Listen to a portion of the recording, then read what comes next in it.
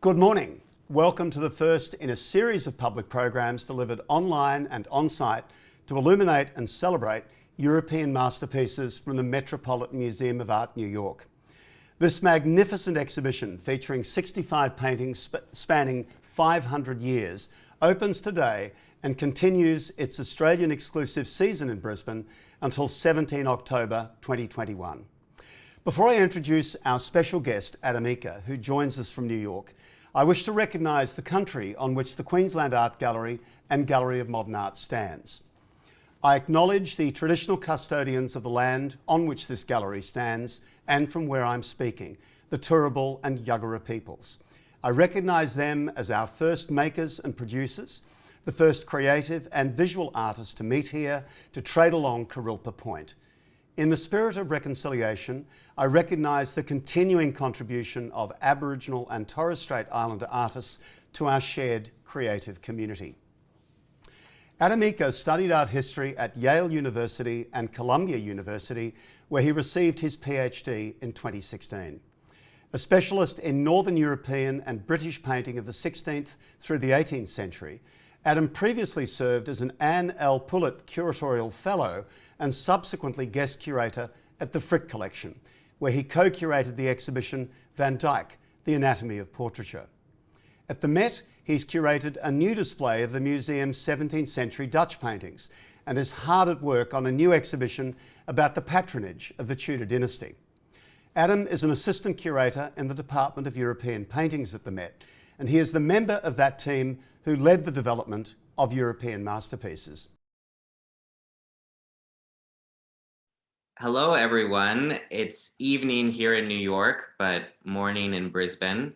My name is Adam Eaker. I'm an assistant curator at the Met, and I so wish that I could be joining you live to see this wonderful exhibition and to walk through the galleries together. But I'm very grateful to Chris Saines and to Michaela Chin for the invitation to join you through the magic of technology nonetheless. My remarks this morning will be divided into two parts. I'll be talking first about the history of the Met in New York, the history particularly of our European paintings collection, and then I'll be talking about the Skylight project that has been the impetus for this extraordinary traveling exhibition that you're about to see. And finally, I'll focus in on some of the highlights of that exhibition, some of my personal favorites among the paintings that have traveled to Australia. Compared to many institutions in Europe, the Met is a relatively young institution. We just celebrated our 150th anniversary. The museum was founded in 1870 by a group of New Yorkers who, in the wake of the American Civil War, were really thinking about what kind of institutions this young and recently reunited nation might need. This is the period that in American history we call the Gilded Age. So it was a time of great confidence, optimism, great wealth, but also great inequality between different sectors of society. And it's a moment when you have the founding of many universities, many civic institutions, the time when Central Park is created in New York, when operas and symphony orchestras are founded, and also, of course, when many of the nation's great museums are founded as well. The Met was created in 1870, but at the time we didn't have a museum and we didn't have a collection. It was really just a hypothetical museum. The first art was purchased in 1871, and the museum proper was opened to the public on February 20th, 1872. On the screen, you see an engraved image from a newspaper of that opening reception. The first major purchases the museum made were a group of European paintings, and that indicates the cultural priorities that the founders of the Met had. They weren't particularly interested in contemporary American art. They wanted to acquire European so-called old masters.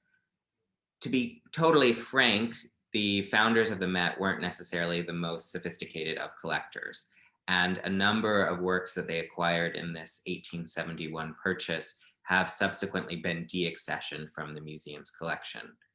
That said, this initial purchase did include some stellar masterpieces that we still love and celebrate today. Those include things like Anthony van Dyck's Saint Rosalie interceding for the plague-stricken of Palermo, a picture that is all about illness and healing and hope, a picture that has really taken on a new resonance for New Yorkers in this past year of pandemic. You see on the right Frank Waller's depiction of the interior of the early Met when it was still located downtown on 14th Street. And you can actually see represented to the left of the doorway Van Dyck's painting. So it gives you a sense of the atmosphere of the very early museum before it even had a permanent home. Soon, however, the Met moved uptown and a grand new museum building was constructed. The architects of the building were very much looking to European examples, and particularly the European precedent of the picture gallery. And if you go to the great museums of Europe, like the Prado in Madrid or the Kunsthistorisches in Vienna, you'll notice that the pictures are displayed on an upper floor where there can be skylights and natural illumination. And this really, since the founding of the modern museum, has been considered an essential feature of a great gallery of paintings. And it's something that the Met was careful to emulate. You see here a photograph from 1920 showing the museum much as we encounter it today, minus a few 20th century additions. And these arrows point to the location of the European painting galleries on the upper floor beneath this system of skylights. So still in the same location where we encounter the paintings today. That said, the Skylight System has stayed in place even as the galleries themselves have undergone radical transformations. So you see here the contrast between the appearance of the late Victorian galleries and their transformation in the era of modernism in the 1950s, when they were gutted and given a much more austere appearance that's since been dialed back over the subsequent decades. The 1950s also saw the installation of the modern Skylight System that was in place until very recently. You see here the ley lights above a gallery of Italian Renaissance painting, and then what they looked like just a few years ago. This Skylight System that was installed in the 1950s was really intended only to last, I think, about 30 or 40 years, but it stayed in place all the way until 2018, by which point it had become quite deteriorated. These louvers that you see were warped and rigid, they could no longer be adjusted, and this really was no longer an acceptable system for a 21st century world-class museum.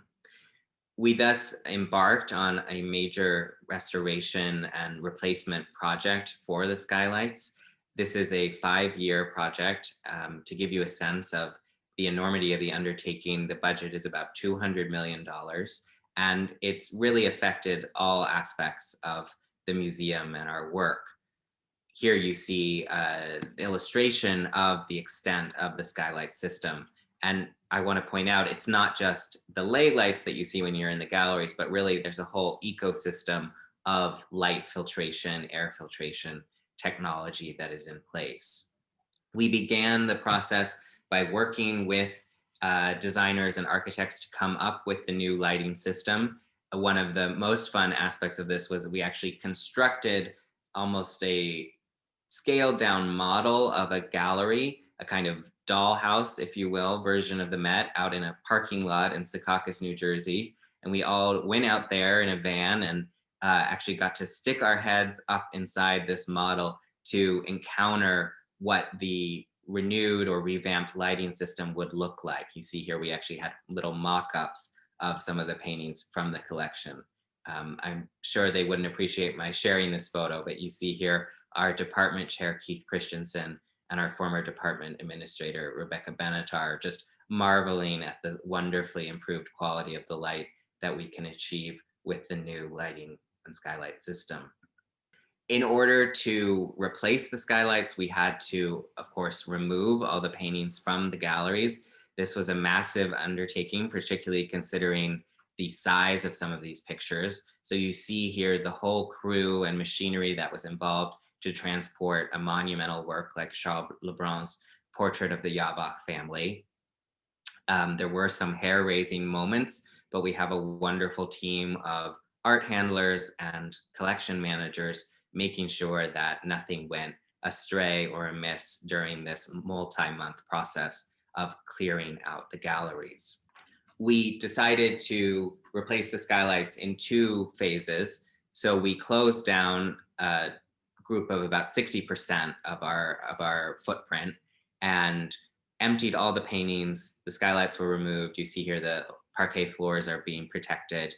And then over the course of about 2 years, the new Skylight System was installed in this first half of the galleries. That was completed this past summer, and we were able to move into that renovated half and empty out the remaining half. We've endeavored to keep as much art on view as we can during this period. We have a very condensed hang. People often let me know they find it a little too crowded, but we did want to have as much on view as possible. That said, though, we knew we couldn't fit nearly everything that we want to show, and we weren't happy with the idea of just having our paintings languishing in storage for several years. So we knew that a traveling exhibition was going to be part of this project from the inception. And it was a project that I was assigned pretty much from the time of my arrival at the Met 5 years ago. So it's been a long time in the making, but it's been a really fun project for me as a new curator, so to speak, to the museum to work on, because I was tasked not just with creating a random sampler of masterpieces, but really a cohesive narrative about European painting, European culture, and its historical development. We're at a moment when canons and notions like European civilization are very much under question. I would say productively and rightfully so. And I think it's a good moment to revisit these master narratives that we create, to ask ourselves why we find them so compelling and what different stories we might tell with them. That said, I'm now going to shift into thinking about the story that our team came up with for this exhibition, the story that you'll encounter in the galleries, and highlight some of the key works and the key themes that really stand out for me. We decided to tell this story in 3 chapters, and each of those chapters pairs some keywords, sometimes complementary, sometimes in opposition, depending on your vantage point.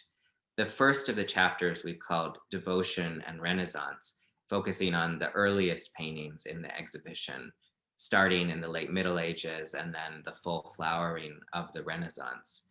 This was a time of rebirth, as the term Renaissance implies, of great innovation and renewal. But at the same time, it was a moment when almost every aspect of European life was dominated by the Catholic Church. And I think you see some of those tensions in a work like Frangelico's Crucifixion, the earliest painting included in the exhibition, where you have an expression of intense devotion. Frangelico was himself a monk, a famously pious artist, and he's conveyed the scene of Christ's execution, his suffering, the grief of his mother, the Virgin Mary, who collapses in a swoon in the foreground. All of these emotions are conveyed with an incredible intensity. This isn't just a static, rigid icon, but it really is a scene of human emotion, human suffering. And at the same time, this whole tableau takes place in front of a gold leaf background, what even in the 15th century would still have been perhaps perceived as an archaic gesture. So this isn't situated in a landscape. We don't have perspectival recession. Instead, Frangelico really conveys a sense of the otherworldly through the inclusion of the gold leaf, which elevates the subject matter and takes us into another realm. This is a relatively small painting. It's not an altarpiece that a whole congregation might worship in front of. Instead, it's meant for private devotion, private meditation. And we also have to imagine encountering this work with flickering candlelight, with the smell of incense, perhaps with some religious music in the background, all things that would be conducive to entering a state of devotion and meditation that this work is intended to inspire. And within the exhibition, we have an interesting contrast between this work that looks back in many ways to late medieval practices of devotional image making, and a work from just a few decades later, Carlo Crevelli's Madonna and Child. Crevelli was a northern Italian painter with a fairly colorful career as he traveled between different cities, and he's known for this hard-edged, almost eccentric style. You see here how he is an amazingly illusionistic painter. So there's this strange garlands of fruit and a very large cucumber or gherkin at the top that he's conveyed in an almost deceptively illusionistic fashion. He's also included this fly on the parapet that seems like it's hovering on the surface of the painting. So we're almost tempted to reach out and swat the fly away. At the same time, there's a real tenderness, there's a realism to the emotional connection between the Virgin and her child, who seems like a real chubby toddler clutching this goldfinch in its little hands. And that quality of emotional connection is something you see as well in a nearly contemporaneous depiction of the same subject by the Flemish artist Dirk Bouts, another picture featured in this section of the exhibition. But unlike Carlo Crevelli, who depicts his religious figures with jeweled halos, wearing sumptuous fabrics, Bouts has pared down the composition to its essential elements. So we have a very almost humble, intimate encounter between a mother and child. If we didn't know the iconography of the Virgin and Child, we might think this was just a portrait of an ordinary family. And there's again a very realistic quality to the way that he's observed the affectionate gestures of the child, these earthy, ordinary hands clutching the child to the mother's body. All of this is grounded in observation of the natural world, evocation of real emotional connection and sentiment. And it makes us, the viewers, feel connected to these figures as well. Sometimes people will say to me, I'm not that interested in earlier art. It's all religious. It's all the same subject matter. Too many crucifixions, too many depictions of the Virgin and Child. But I think these examples show just how much variety great artists were able to achieve working with a very limited range of motifs. And I think when you juxtapose the same subject by two different artists with totally different approaches, you get a sense of that inventiveness, that variety. It's like how great poets can reinvent forms like the sonnet or the haiku, even though they're working within very tight constrictions. Almost all art in this period was made on commission, whether it was from the church or from the royal court. And art was meant to have a function. So I've shown you thus far examples of works that you're meant to pray in front of. But if we think of portraits, you were meant to remember the sitter, whether it was your ancestor or maybe your beloved. Art had a real function. And it's only in succeeding centuries that we start to have an idea of art for art's sake, divorced from function, and also art that is made for the market without a prospective buyer already lined up. An example of an artist working in something resembling the modern art market is Johannes Vermeer. And he features as one of the stars of the next section of the exhibition, what we've called absolutism and enlightenment. Absolutism referring to the very powerful monarchies and courts that emerged in Europe in this period, the emergence of the modern nation state. If you think of the great palace of Versailles and Louis XIV, the absolute monarch who said, I am the state. And we've contrasted this then with the spirit of enlightenment, the questioning, experimental, secular spirit of the 18th century that really destabilized the hierarchies of church and state and eventually precipitated things like the French and American revolutions. Johannes Vermeer is a Dutch artist, one of the most celebrated figures of 17th century Dutch painting. We're very fortunate at the Met that we have 5 examples of his work, more than any other museum. New York is a former Dutch colony, formerly New Amsterdam, and the founders of the Met were often of Dutch descent themselves and very avid collectors of Dutch painting. So we're very lucky in the holdings that we have of Dutch art here. As the curator of Dutch painting at the Met, I give a lot of tours, and people will often tell me that Vermeer is their favorite artist. But when we come to this work, they sometimes get a little befuddled and maybe even tell me that it's their least favorite Vermeer. In many ways, this work differs from our standard image of Vermeer. If you think of paintings like The Milkmaid, these very real, very almost humble domestic interiors, instead, this is a grandiose Baroque allegory. And when I say allegory, I mean a depiction of an abstract concept using a codified symbolic language.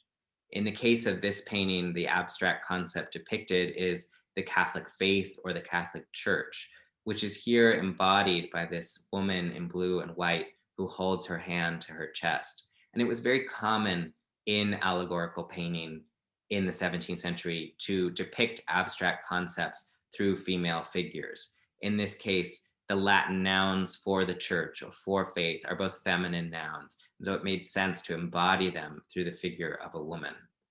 Here we see the church placing her foot on the globe, a very literal reference to her global dominion. Meanwhile, in the foreground, you can see the cornerstone of the church, which has crushed the serpent of evil. There's this gruesome trickle of blood coming from its mouth. And then also in the foreground, there's an apple with a bite taken out of it, a reference to Adam and Eve and the fall of man in the Garden of Eden. Then hanging above the figure of the church, we have this glass or crystal orb, probably referring to the heavenly vault, the celestial realm, contrasted with the earthly below. This is an allegorical language that would have been decipherable to an educated viewer in Stockholm, in Naples, in London. This was a very international language. You could actually buy a handbook that would explain to you as an artist or as a viewer how to depict all sorts of abstract concepts in this way. But what's so striking about Vermeer's painting is that he's situated this allegorical apparition, if you will, within a recognizable domestic interior. So we have a chair with a cushion on it in the foreground. We have this curtain that's pulled aside. And in the background, we have a more traditional religious image, another crucifixion like that Frangelico that you saw before. We think this was a real painting that Vermeer owned. We actually have his household inventory. So it seems as though he set this manifestation, this abstract depiction or tableau of the Catholic faith within his own home. And it's important to know that Vermeer was actually a convert to Catholicism. He converted at the time of his marriage to a fairly wealthy Catholic woman. And this was an unusual decision at a moment when Catholics faced a number of legal restrictions in the Dutch Republic, which was an officially Protestant state. So it wasn't illegal to be Catholic, but you weren't allowed to celebrate the Mass in public. You had to celebrate it within the privacy of your own home in so-called hidden churches. And knowing that, I think we can interpret slightly differently this theatrical device of the tapestry curtain that's been pulled aside. It seems to give us a sense that we're glimpsing something clandestine, something hidden. We're privy to a private mass, a private act of devotion at a moment when Catholics are fairly beleaguered in their situation in the Dutch Republic. Within this section, Absolutism and Enlightenment, we've also included a painting made at the very dawn of the 19th century, one that reflects widening opportunities for women to be artists. This is painted a little over a decade after the start of the French Revolution, which really transformed the status, the legal status of French women for a brief moment before Napoleon rolled back many of their legal gains. So for example, things like divorce were legalized, and women also had increased opportunities at this moment to study art and to exhibit their art. There's been some debate about the attribution of this very enigmatic and mysterious depiction of a young woman artist, but most scholars have now reached a consensus that it's by a little-known painter named Marie Denise Villers. And she's depicting a fellow woman artist in this scene. She seems to be sitting in her studio with a portfolio on her knee, and she looks out at us as though to study us. So we've gone from Vermeer's depiction of a female figure as an abstraction, an allegory, to a depiction of a woman as an artist in her own right, one who subjects us, the viewer, to her gaze and her scrutiny. But this is also, I would say, a somewhat unsettling image. If you look in the background, you see that one of these large panes of glass behind the figure is shattered. And there is a certain sense of menace or mystery here that art historians have never really been able to decipher. We know this was painted shortly after the French Revolution, after the Terror, when so many met their fate at the guillotine. So there may be a sense of instability, of threat lurking outside the doors of the studio. But we've never really had a satisfactory explanation of this painting. And as I said, there are even some debates still about its authorship. That said, it's become over the decades one of our most beloved pictures at the Met because it does have such an inviting, iconic, and enigmatic quality. It was actually purchased or given to the Met as the work of Jacques-Louis David, the much more famous French neoclassicist painter. But I think the fact that it is now recognized as the work of a woman artist has only added to its appeal for a 21st century audience. And one thing we're doing at the Met is very much actively expanding our representation of women artists throughout our collection, and also the work of artists of color and sitters of color as well. So this is all to say that the story we tell and the collection that we show is not static, but is constantly evolving as we question and interrogate things like the European canon. And that questioning spirit is something that really dominates the final section of the exhibition, what we've called Revolution and Art for the People, where we've come a very long way from an art world totally dominated by the church, by the aristocracy and the monarchy, to art that is really practiced as a form of social critique. And French realism plays a critical role in this development. You see a classic example here in the work of Honoré Daumier, depicting a third-class railway carriage. We see here his unflinching examination of the conditions of life for the working poor in France, crammed together in this very uncomfortable railway car, itself a symbol of industrialization and modernity. But at the same time, I want to point out that Daumier is looking back to much older traditions of art, particularly in this figure on the left of a young mother nursing her child. We've already seen depictions of mothers and children dating back to the 15th century, those devotional images by Frangelico, Carlo Crevelli, Dirk Bouts.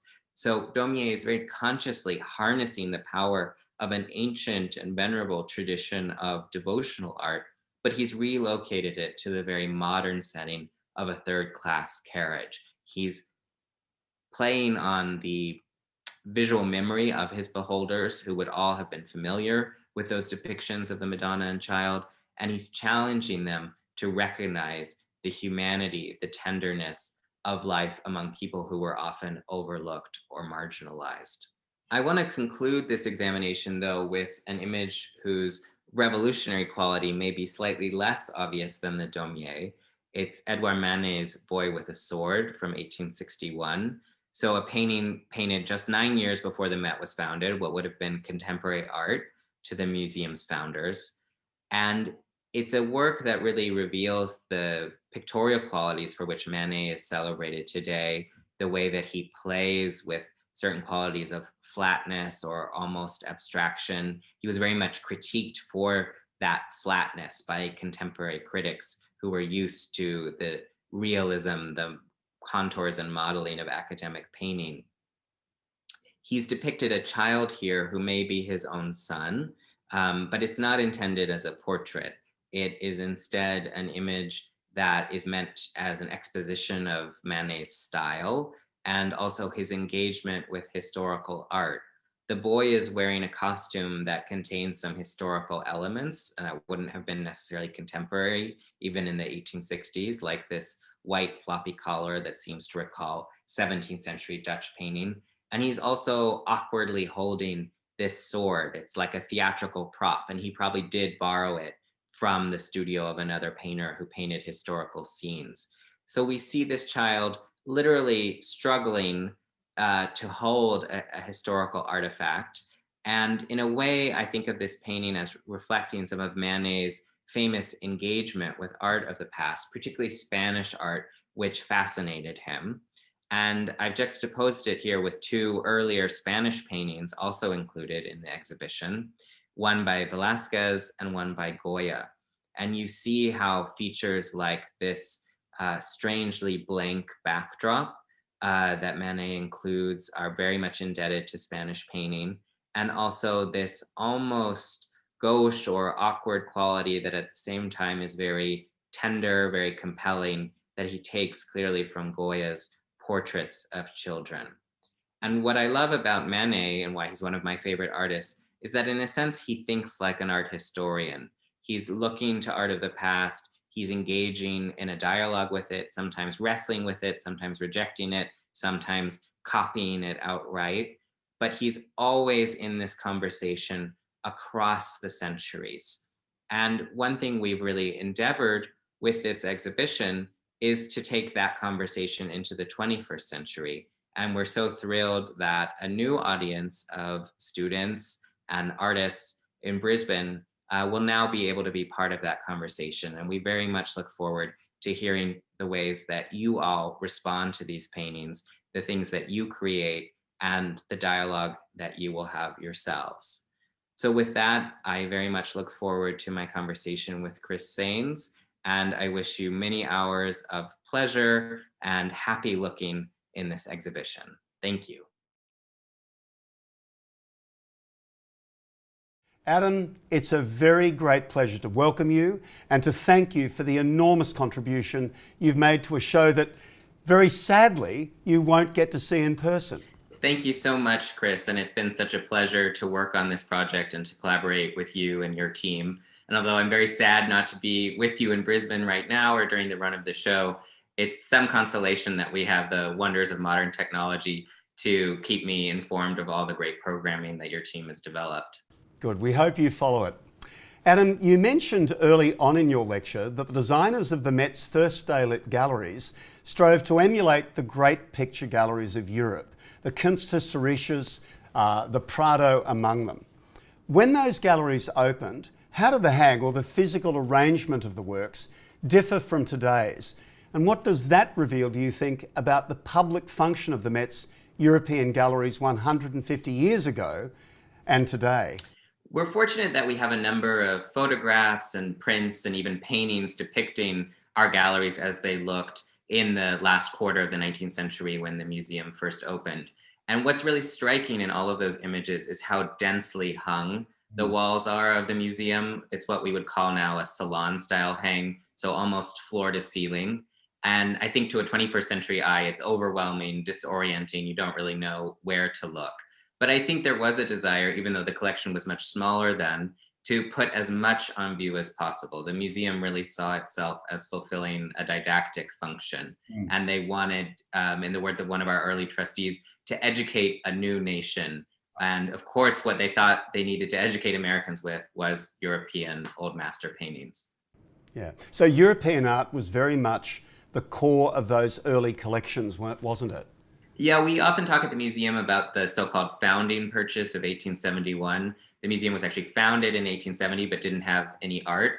And that founding purchase was a group of several dozen European paintings acquired in Paris and Brussels, mostly Dutch and Flemish works. And that's really what our early founders thought of when they thought of high art, high civilization. Yeah. You also spoke about the real need to upgrade the skylights over the European galleries. That work had not been done for a very long time. There'd not been a refreshment of the logistics, if you like, up above the ceiling, the lighting system, the HVAC system, and so on. So there was a proverbial window of opportunity, of course, opened up for us as a consequence of that work. But I'd really love you to explain why daylight matters to the viewer's experience of these paintings. One thing to keep in mind is that these paintings were actually made in daylight. They weren't created under conditions of artificial illumination, with some exceptions. We know, for example, that Caravaggio would really manipulate the light in his studio to the extent that was possible in the early 17th century. But in general, when you look at, say, a painting by Vermeer, you really get a sense of that unmediated, unfiltered light coming in through the windows of his studio.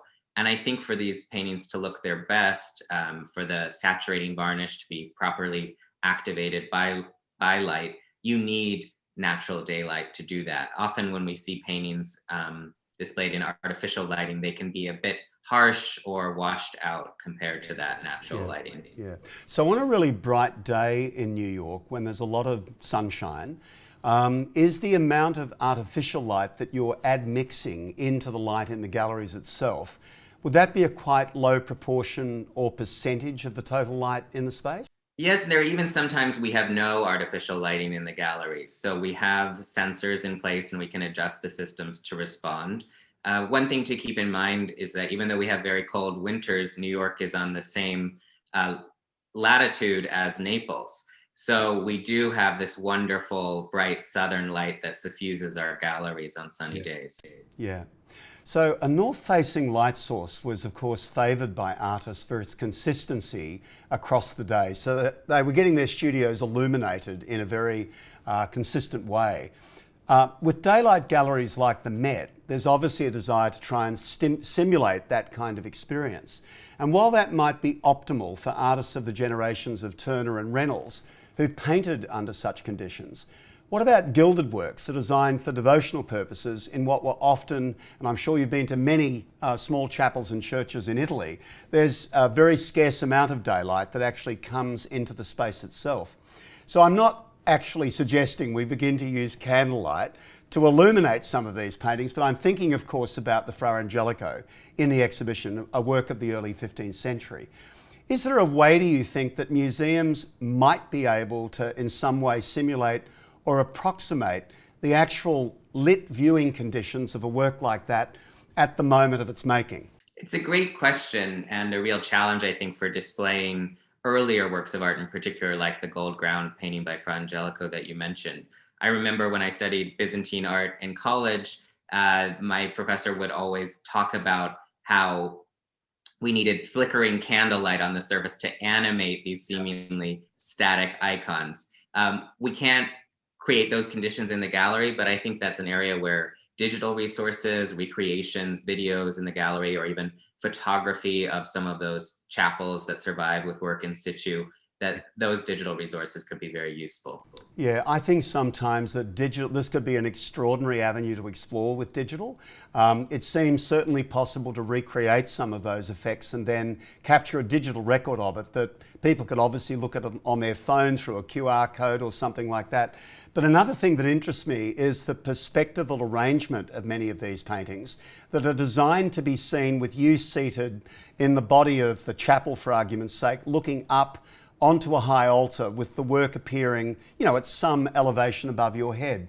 Has the Met sometimes, as it were, reverse engineered the perspectival system of a painting and placed it in what they think closely approximates the location a viewer would have seen it when it was initially placed in a church, say? With some of our altarpieces that we have on display, the very large paintings, we do try to approximate those conditions. And if you actually go to the Cloisters, which is our branch for medieval art in Upper Manhattan, you have full recreated chapels that really do transport you. Another thing that we do is we do have a number of works in our paintings that art historians would call over doors, meaning they were literally meant to hang over doors as part of an interior design scheme. And we often then will place them over the door in the gallery. Am I right in thinking the small or smallish Veronese in the exhibition could have been painted to sit adjacent to a door? It almost looks as if you're on a common ground plane with the young boy and could be looking out as if you were walking out into that landscape in the distance. That's a really interesting idea. I'm not familiar with that argument, but I like it. And I think that Italian Renaissance painters, they were very much attuned to the destination of their paintings. They weren't thinking of them moving from museum to museum. These were things that were designed to occupy a specific place. So I'm just going to take that Frangelico idea one step further. Assuming we could find a way of simulating those kind of light conditions of the early 15th century viewer, do you think seeing the work under those conditions would have an effect on the way a contemporary viewer reads, interprets, or understands the meaning of the painting? Might it just become more confusing because it's not in an even light? Or what do you think? Do you think that that might change the way we think about a work of that kind? I think it would really enhance the experience. And I know that some museums are even experimenting with the way that they can incorporate other senses into the experience visitors have. So you would have encountered an image like Frangelico not only by candlelight, but also probably with the smell of incense in the air, perhaps with liturgical music in the background. All of those things would have really heightened the devotional encounter you would have had with this image. And sometimes I find when music gets piped into exhibitions, it can be a little cheesy, but sometimes it can be very effective. Yeah, I think it often depends on the ratio of people in the room, and that more people in the room, it can seem very strange. And if you're in a room close to being on your own, it can actually be quite moving. It sort of depends a lot on the situation. But look, another thing I wanted to turn to that you also mentioned in the talk was that great artists seem to have an inexhaustible capacity to work within very narrow constraints. Certainly the artists of the early Renaissance were responding very much to biblical text and to scriptural prescriptions given to them by the commissioner of the painting, typically the church. And I think when you look at Baltz's beautiful, very tender Virgin and Child, which we can of course assume was painted on commission, and then you look later at this kind of synthesized moment that culminates in the Water Lilies. So I'm moving through a lot of time here, and that was a painting more likely to have been painted in a sense to please the artist himself and his vision for how he wanted to depict his garden, as distinct from requiring, his patrons to be pleased with his particular account of a story. So what is it about pictorial constraint? People like Cézanne impose it upon themselves. People like Frangelico have it imposed upon them, that so often results in progress and moments of innovation in painting. I forget what poet said it, but there's a famous quote about writing free verse being like playing tennis without a net. And I think that there are a number of artists working in different media who do respond to formal constraints. And if you think, for example, about Cézanne painting still lifes of apples over and over again, in a way it allowed him to transcend questions of content matter, questions of narrative, and instead make investigations into pure form that almost herald the arrival of abstraction. Yeah. So in a way, those constraints around subject matter can become formally liberating, I think. Yeah. And I think the point you make is, there's a beautiful example of that, of course, in the Water Lilies, because that's exactly where that painting in a way came from, one of a vast number of paintings and studies that he made. And just thinking of that sensorial dimension we were talking about with the incense and the music and so on inside a church, walking into the orangery, into those oval-shaped galleries of the Nymphaeus, gives you that same sense of being almost bodily as well as perceptually involved in the surface of the paint and all of the suggestive sort of atmosphere that you'd have as if you were standing in the midst of Giverny. So artists really work very hard often to kind of create that effect in their work, I think. Yeah, and I think throughout art history you can trace a certain tension between artists who view painting as a kind of window onto an imaginary world, and artists who instead really embrace the flatness of painting, and it's all about the play upon a flat surface, like you see, for example, in the Water Lilies. And I don't think that's just a tension you have in, say, modernist art. I think it goes all the way back to the Renaissance. So just moving back in time to another point that you made in your talk about Vermeer's Allegory of the Catholic Faith. I think it's exactly as you suggest. It's a bit of an iconographic outlier, a quite unusual painting in an oeuvre that's known to be only around 34 or so paintings large. And it's the kind of painting that I think would have been intended to appeal to a very informed viewer. Certainly among the artist's contemporaries, they might have seen or read the companion guide to emblems and symbols. Cesare Ripa's Iconologia would have been certainly in play. They would have had familiarity with a lot of the religious iconography within the work itself.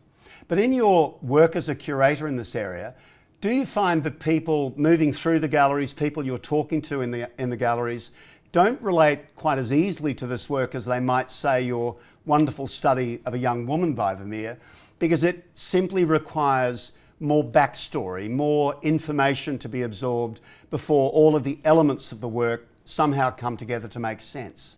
Yeah, I think that is one of the challenges in presenting particularly the older paintings within this exhibition to a 21st century public. Even in the late 19th century, you had a much broader familiarity with Greek and Roman myth, with stories from the Bible, with a certain ancient symbolic language than we have now. And I think in many ways, it's very positive that we've challenged the centrality of European painting to our presentation at the museum. But we also we can't assume that there's a shared background information. And I think that places an obligation upon us as museum professionals to do more work of interpretation, more work of teaching to make these works accessible. Paintings like the Metsu or the De Hoog in the exhibition, more typical examples of Dutch genre painting, for many viewers in the 17th century would have been very shocking, very revolutionary. To depict ordinary life as the subject of a painting would have been really surprising, even though it seems second nature to us now. Yeah, I think if you think of Cosimo Medici and you think of going back to the early Renaissance in Florence and a painting like the Piero di Cosimo, extraordinary work that's in the exhibition, I think that that painting would firstly have only really circulated in a home, in a private setting, and therefore visitors or intimate friends to that home would have been the only ones in a way who had access to the work and thus would have, I'm sure, talked about the work's meaning in the context of Lucretius's writing and so on. So the Vermeer probably very similarly. It's certainly not a painting one imagined would have been ever considered for public display by Vermeer. In fact, it would have gone against the very grain of what it was that the painting was depicting. Exactly. And a number of paintings really were intended as conversation pieces. Yeah. Part of their appeal, even in the day they were created, was their strangeness. So I always encourage people to not be put off by a work that may seem really unfamiliar, very bizarre, even in its symbolism. That's an invitation to ask questions, to engage with your friends who you're visiting the exhibition with. It's a starting point for conversation. Yeah, exactly. Well, speaking of conversation starters, it's interesting that the Marie-Denise Villiers' work in the exhibition has often been discussed by curators and scholars in terms of the appearance of this broken pane of glass which sits in behind its principal subject. And when you were talking about it in your lecture, it's true that you seized upon the fact that this was a very propitious date, 1801. It was a bit after a decade after the French Revolution. And there was this brief window of opportunity where young women in particular could establish themselves within one of the apartments in the Louvre, train in the atelier, and as happened with this particular work, even have their painting exhibited in the salon itself. And I think it's really interesting that when you look through that broken pane of glass, it seems to frame a young man and a young woman kind of taking their ease. It seems very English in some ways, the two of them gathered on the embankment on the opposite side of the river. But while there's been a lot of discussion about what this pane of glass, the break in it, may indeed symbolise, I was going to suggest an alternative idea, something a bit more rational, something a little bit less freighted with symbolism, I think, which has sometimes been attached to that motif. Look, it's just a proposition, but do you think Villiers could be in some way endeavouring to prove her skill in rendering the visual register of a world dulled when seen through old picture glass, as opposed to the light and air-filled one that opens up in its absence through the break? I think that's a really interesting idea. And certainly, even in the 15th century with Jan van Eyck, artists were setting themselves the challenge of painting glass, painting reflections. It's something you really see in the Vermeer allegory that we've already discussed, where he has this glass or crystal orb hanging from the ceiling. Glass is a way for artists to show off. Yeah. And I could certainly see that being the case in this painting as well. Yeah. So a very different world is depicted in Honor Dormier's Third Class Carriage. It's an undisputed icon of 19th century art history, just one of those books I think I remember from Canada, or one of those early readings you do on the development of modern art. But it's a painting that, of course, sits on the cusp of the Impressionist revolution, you know, only a few decades later. And I like that term you used, muscle memory, in terms of Dormier's summoning up that pictorial tradition of the Madonna and Child, the immediate sort of nursing mother, on the left-hand side of the composition. And I'd love you to expand a bit on that, but also, in addition to this nod that I think Dormier has made to art history, do you see that muscle memory being invoked elsewhere in perhaps other paintings across the exhibition? Absolutely. One phrase that art historians will often use is a pictorial citation. So just as a poet may weave in the words of Shakespeare or Milton, a sort of cultural touchstone, painters do the same thing, referring back to earlier prototypes, earlier traditions. Yeah. An artist who was really known for doing that a lot was Joshua Reynolds, the 18th century British portraitist. And we have a wonderful family portrait of Lady Smith and her children in the show that, to me, is clearly looking back not only to images of the Madonna and Child, but also the allegorical depiction of charity, often shown as a woman with 3 children. And I think Reynolds was very consciously alluding to that earlier pictorial tradition in this cozy family portrait. Yeah, when I looked also again at the Dormier, something I would never have thought about it as a young person, but the older woman on the right of the nursing mother could even be St. Anne, and the young restless child could be St. John. It seemed to be that trinity somehow between all of those figures. But look, I'm going to just turn to face another painting, and I know one that you're very familiar with, one that featured in a recent installation which I saw of yours at the Met a couple of years ago, and it's Rembrandt's Flora. And I think it is one of the most remarkable paintings in an extraordinary exhibition. And I know it's a subject to which Rembrandt himself returned several times across his career. So what do you think it is about the way in which Rembrandt has composed and painted this work that makes it such a compelling, and I would argue, timeless work in many regards? I think this is another example of an artist engaging with the past and then refashioning it in a new and contemporary way. Rembrandt was notorious for the fact that he never traveled to Italy, unlike most ambitious Northern European contemporaries.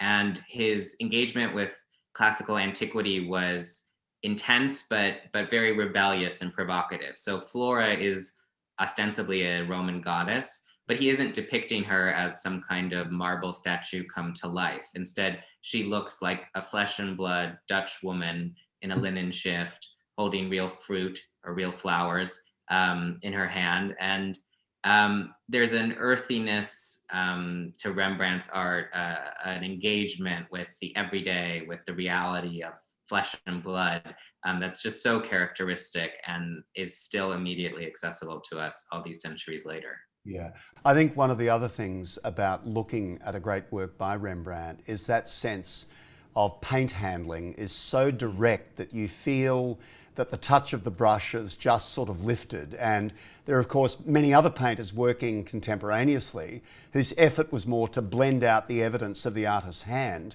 where Rembrandt literally gives that to you. And here we are, hundreds of years later, still, I think, taking great visual pleasure in that evidence of his extraordinary capacity to make paint somehow render humanity, render human flesh in an incredibly persuasive way.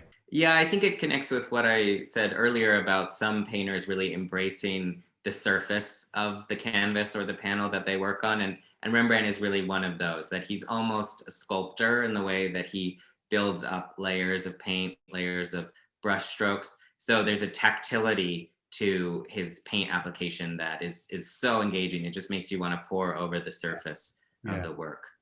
So just a broader question. The story of European painting is often told in terms of the rejection of past traditions, the impact of some striking new innovation that sets art off in a new trajectory. In many ways, that's the kind of meta-narrative of Caravaggio's arrival in Rome and what resulted from some of those early commissions. But on reflection, do you think that the 65 paintings in the exhibition work to broadly consolidate that overarching narrative, or do they actively question its value? I'm just interested to hear your reflections on that. Yeah, it's a very interesting question, and I would say that you see both the renewal of tradition and the rejection of tradition. So we do have a whole section entitled Revolution and Art for the People, where you do see radically new subject matter, new ways of painting emerge. But at the same time, even in a revolutionary picture like the Daumier that we've discussed, there's an art historical awareness. And I think artists can't rebel against or reject the past if they don't know the past. We love to hear from contemporary artists who come to our galleries and share their thoughts, because they always have insights that I think art historians who aren't practicing artists don't have. Oh, I very much agree. Look, part of the beauty of the show, I think, is that its art historical reach allows us to draw direct lines of ascent and descent from Raphael to Poussin, then to Cézanne, from Titian to Rembrandt, and then to Turner and Monet. And in developing your ideas for the show, was this something that you actively considered, or does it, in a sense, simply arise from the fact that the Met has a very high quality, very representative collection of European paintings to draw on? I think one point that we wanted to make is that there is no one European tradition or conversation. It's a series of conversations. So Georges de Latour is engaging with Caravaggio, but Poussin loathed Caravaggio. He's looking to Raphael. There are these different lines of descent, different genealogies, if you will, and sometimes they absolutely clash with or reject one another. And I think that's what makes the conversation so exciting. Yeah, even almost in the last room of the show, you've got Sisley as a kind of an exemplary Impressionist painter in many ways, and a very classically Impressionist work. And you think of the way that Cézanne really fought to return to the solidity of what he called the art of the museum, and going back to Poussin to literally draw formal strength and to reconstruct a view of the world that wasn't as ephemeral and fugitive and so on as an Impressionist painting would render it. Yeah, and one thing that I've found as I've gotten older and spent more time, I'm much more open to those classicist traditions represented by figures like Poussin or Cézanne. I started off hooked on art history because I loved Caravaggio. I loved the rebellion, the drama, the intensity. And now I think I have more appreciation for the placid, reflective, very cerebral art of the classicists. Well, I really hope, because of the kind of emotional range in this exhibition, that's exactly what our visitors will see as well, that often the temptation is head to the last room, look at the Monet, and because everyone is so familiar with Impressionist painting. And the level of broad community familiarity with some of these earlier works, of course, it's just not as self-evident. And you only have to go to the galleries of any major art museum to know that the late 19th century galleries are heaving with visitors, and some of the early galleries are often quieter, which also makes them some of the very best spaces to go into. And I think that going into those spaces is what really begins to open up your understanding of what happened later, and the way that art feeds itself, I think, in this kind of way, really is made manifest in a big show that looks over such a stretch of time. So I think it's something that our public will really enjoy about it. Well, I hope so. I have to ask, why do you think that these paintings and that the artists who painted them continue to matter in the present day? And I'm thinking here, of course, of many of the earlier works we've just discussed. I think all of us looking in would have our own particular response to that question, but I'd be really interested to know yours. I often think of painting and also curating in terms of storytelling. And what I love about so many of these older paintings is that they tell very elemental, very primal stories that I think we can all connect to. So we've talked already a fair amount about the Frangelico, the oldest painting in the show, which is on the one hand a depiction of a sacred narrative, the Crucifixion, but it's also a story about a mother who has lost her child. And it's a very powerful, very raw, even depiction of human grief. And that's something that unfortunately I think all of us can identify with to one extent or another. We can project ourselves into these stories. And there's a reason, whether you're a religious person or not, that these narratives have stayed with us in one form or another for so long, because they are elemental human stories about love, about desire, about loss, about anger, all these emotions that all of us share and can identify with. I absolutely agree. And I think emotion is a really good way of describing what it is that these paintings do when they appeal to us. They don't just appeal to us aesthetically or in a sensory way. They talk, because so many of them, of course, are inhabited by the figure. They're talking directly to us as human beings that would experience the same sense of loss and so on that you speak of, and would understand what that experience feels like today when it occurs in our lives, as it did when it occurred in the figures in that Crucifixion painting. So that really takes us from the end of the show back to the beginning of it. And Adam, I do want to thank you so sincerely for the way in which you've not only arranged and curated the exhibition and very thoughtfully given us an account of the way in which its edges and elements were brought together, but also to thank you very, very much for the opportunity to speak this morning. It's been a great pleasure chatting to you. And I do want to acknowledge the time that you've given to supporting our public program on the day that the exhibition opens. And I'm very sad you won't see the show, but we'll ensure we bring it to you through video and photography and every other way that we can to give you at least some sense of experiencing it. So thank you so much for your time this morning. It's been an absolute pleasure, Chris, and thank you for all that you and your team have done to take good care of our paintings, to present them to your public, and to keep us involved and informed to the extent possible in this difficult time. We're just so delighted that our collection is being introduced to a new audience. That's what it's all about for us.